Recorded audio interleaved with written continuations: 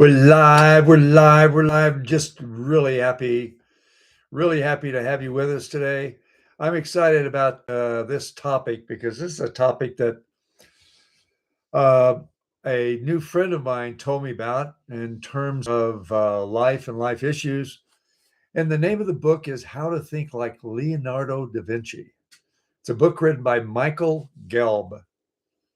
This book explores the thinking habits of Leonardo da Vinci and shows how anyone can develop greater creativity, intelligence, curiosity, and problem solving ability by practicing the same mental disciplines Leonardo used. Gelb organizes Leonardo's genius into 7 principles, each representing a way of thinking and living that expands creativity and insight. And as a side note, I will say that anybody with any brains at all can be just like Leonardo da Vinci. The genius of him is that it was not just talent. Leonardo had habits and ways of thinking that literally anyone can practice. Number one, be relentless in curiosity. Number two, observe deeply. Number three, experiment constantly. Number four, embrace uncertainty. Number five, integrate art and science. Number six, keep the body and mind sharp, togetherness. Number seven, finally, look for connections everywhere.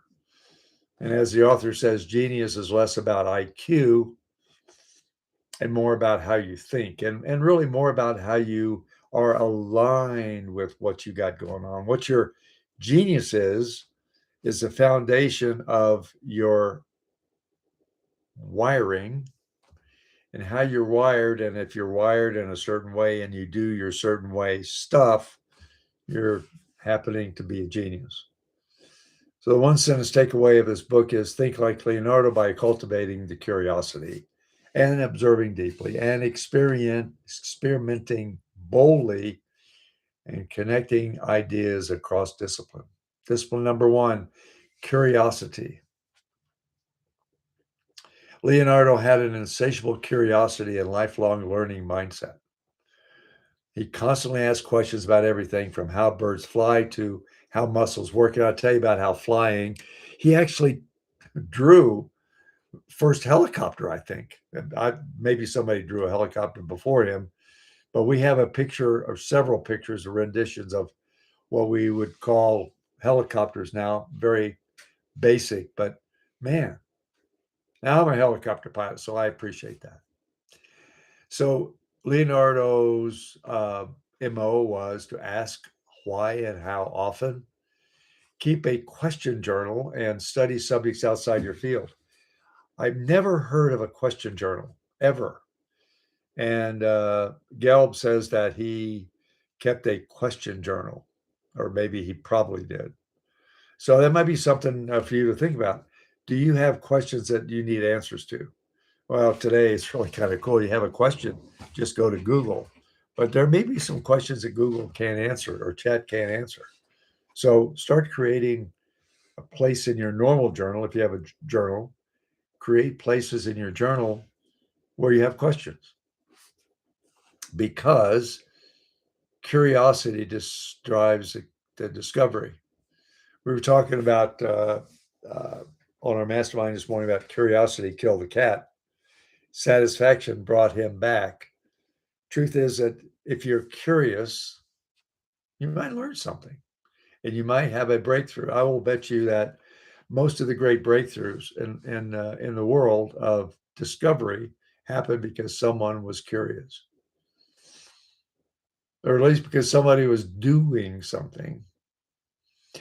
The second issue is learning through experience. Leonardo trusted experience over assumptions. He tested ideas through both observation and experimentation. The thoughts come at that you need to question conventional wisdom. That's a challenger in the making.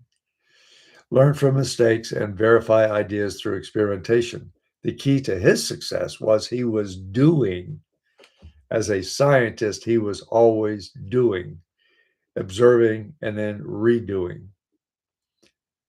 The idea here is that you have true understanding coming from testing ideas. Not all ideas are created equal, as you probably know. So test ideas. Sharpening senses, number 3. Leonardo trained his senses, especially his sight, to improve perception. Artists, scientists, and innovators all rely on strong observation skills. You do experiments and observe results. Practice slowing down and observing details. Slowing down, I don't know that I can do that. Slow down is just so anti today, isn't it? Sketch and describe what you see, make notes, keep a journal on what you see, what you observe. Maybe make a little journal of what you don't observe. And train your hearing, your smell, your taste, and your touch. Notice what you're touching. Notice what you're hearing. Notice what you're tasting.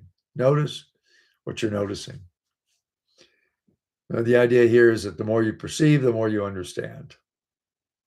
And it's really about understanding. This is a good word in Italian. It's sfumato, but it starts with an S. I guess the S is silent. Sfumato. Embracing ambiguity. That's kind of an ambiguous word. Sfumato means embracing uncertainty and mystery. Leonardo was uncomfortable with incomplete answers and complex problems. He's probably okay with incomplete sentences as well. So practice multiple perspectives, resist rushing to conclusions, explore paradox and uncertainty, figuring out how more than one thing can be true at a time in a circumstance. Innovation often lives in ambiguity. For instance, and we were talking about this as a real estate person, is it ambiguous to say that a person is ready to sign but hesitates because of something? They have the money, they have the want to, they love the house or they love the real estate, but choose not to sign because of something. It's a paradox. It's not uncertain, but that's what is. Art and science, the whole brain thinking. Leonardo integrated art and science, logic and imagination. As I like to say, we talk about the left brain and right brain. The left brain and right brain have one thing in common. That's the brain. They're part of the same system, but they just look at life differently, so totally differently. Today, we call that left brain, right brain stuff whole brain thinking. You have to balance analysis with creativity. Left brain wants to do something, the right brain wants to do something. Draw diagrams and mind maps, that might help. And then combine storytelling with data. Get the data out and then start telling stories. That'd be kind of cool. And your genius comes from connecting those disciplines. Left brain, right brain, creativity and logic. The duality of that whole thing is really kind of interesting. Number 6, embodied intelligence. Leonardo believes that physical health supports mental performance. So he practiced strength, agility, and grace. Bottom line here is to maintain physical fitness because your mind is in that vehicle called the body.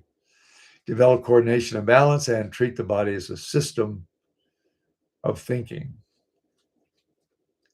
The mind works best in a healthy body. Yes, it does. And finally, number 7, Leonardo saw connections between everything. Say connections among everything. Nature, engineering, anatomy, art, the world. The world is interconnected. And that was back in, I think, like the 15 or 1600s. It's really connected now. So look for patterns, map relationships between and among ideas, study ecosystems, networks, and systems, because everything is connected to everything else. Absolutely true story. A couple of quotes that I've got from him, I just love it. One of them is, "Genius is the ability to remain comfortable with the unknown." And everything you discover opens the door to something else. Everyone is born with immense creative potential. The challenge is in awakening it. I really appreciate you being here today. I hope this might make some sense to you. If you're looking to figure out a little bit more about what you do and what you got going on, you're welcome to call me or email me or go online and take a look and see what I've got. My website is wakeupyourgenius.com. My phone number is 505-706-2868.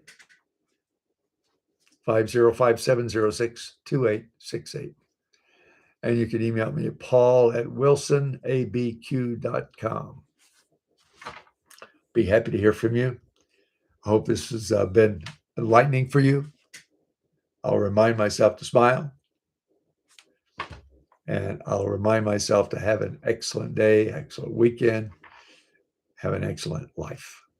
God bless you. And we'll look forward to seeing you again in the near future on this Genius Talk.